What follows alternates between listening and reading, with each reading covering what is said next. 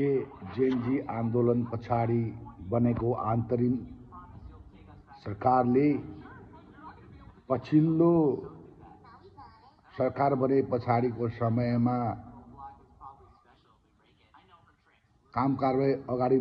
बढाएको र जेएनजी पुस्ताको अभिमत अनुसारले काम नगरेको देखिएको अवस्थामा आज गरेको धरपकड आज गर्दै गरेको चाहिँ कारबाहीले गर्दा अब के राजनीतिक पार्टीहरूको पनि दिमागमा खैला बैला छाएको, जसले गर्दा अब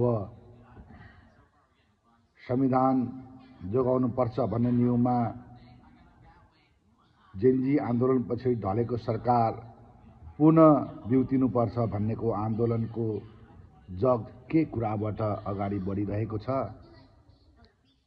र अब के का लागि अथवा अब हामीलाई पक्रिने हो या हाम्रा मान्छे पक्र्न लागेका हुन् भन्ने हिसाबको डरले अब संसद पुनर्स्थापना हुनुपर्छ भन्ने नारा लागेको हो भन्ने कुरा जनताले जान्न चाहेका छन्।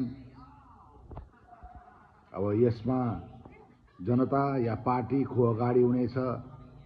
यसमा समयले नै बताउनेछ। धन्यवाद।